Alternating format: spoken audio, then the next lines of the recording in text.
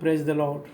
फिर एक बार मैं पास्टर भीमराव आपके सामने क्रूस की बातों को लेकर, जब यीशु मसीह क्रूस पर पकड़वाए जाने से पहले जब उसका न्याय हो रहा था, उस समय की बात को हम देखते हैं।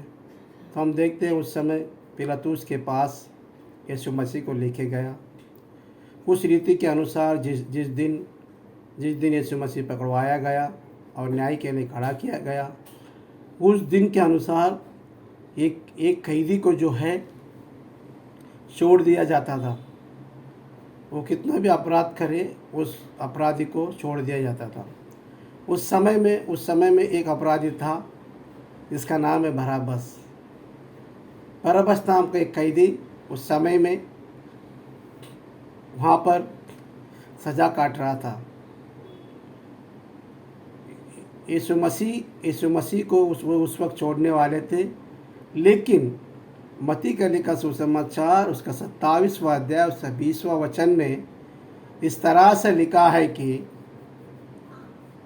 बड़े न्यायाधिपति लोगों ने लोगों को बहकाया और एक कहने को लगाया कि यीशु मसीह को ही क्रूस पे चढ़ाना है कर और लोगों को उसके खिलाफ भड़काया। जब पिलातुस ने बोला कि इस रीति के अनुसार हम एक कैदी को छोड़ देते हैं, तब सारे लोगों मिलकर ये कहा कि हमारे लिए तू बराबस को छोड़ दे।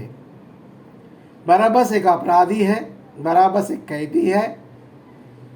बराबस जो है उस देश का नुकसान किया हुआ एक कैदी है, उसको पकड़वाया है, पकड़ के रखा है। लेकिन उसी समय में जो है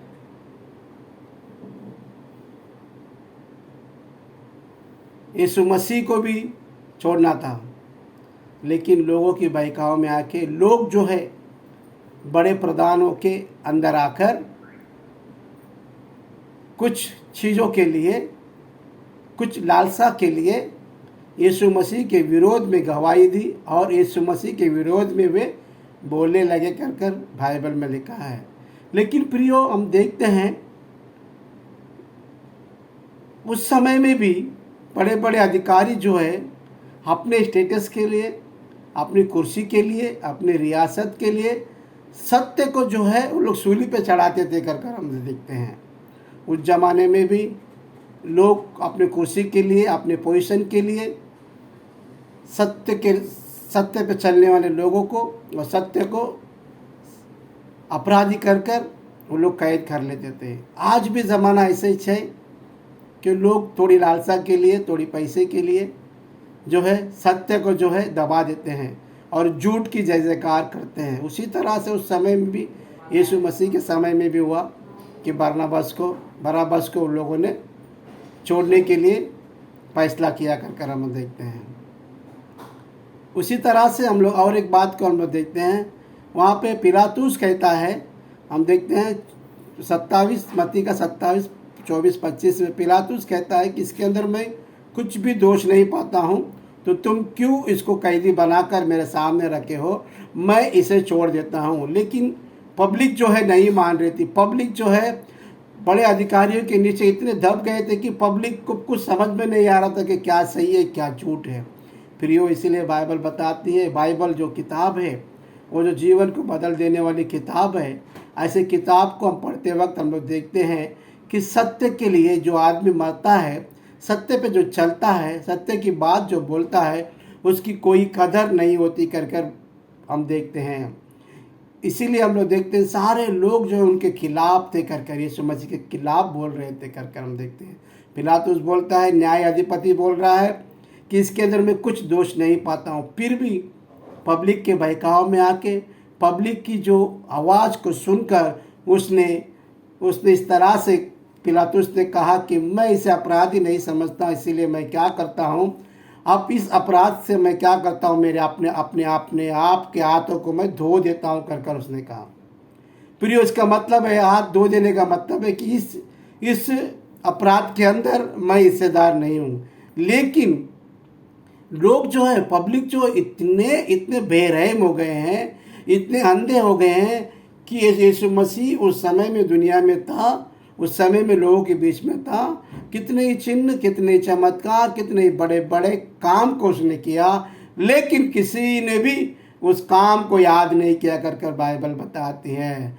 लेकिन फिर भी इस बड़े बड़े अधिकारियों के चक्कर में आकर लोग जो है पिलातुस को इस तरह से कहा, तू अगर इस अपराध में अगर भागी नहीं है तो कोई बात नहीं, ये सारे अपराध जो है हमारे ऊपर और हमारे बच्चों के ऊपर आने दे कर उन्होंने कहा, प्रियो वो लोग नहीं जानते कि वो लोग क्या कर रहे हैं।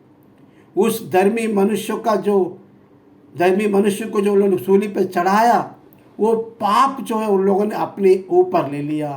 अपने ऊपर तो ले ही लिया, लेकिन उन्होंने ये बात को भी कहा कि आने वाली संतानों के ऊपर भी ये पाप रहने दे। प्रियो, हम देखते हैं हम इतने अंधे बन गए हैं संसार में कि हम सत्य को नहीं जान रहे हैं। दौलत के पीछे, बड़े बड़े अधिकारियों के नीचे हम लोग सत्य को जो है भूलकर अपराधियों का साथ दे रहे हैं। बाइबल बताती है, भजन संहिता पहला अध्याय पहला वचन में लिखा है, जो टट्टा करने वाले की मंडली के साथ में बैठता है वो लोग उतने ही अपराधी हैं जो लोग अपराध करते हैं।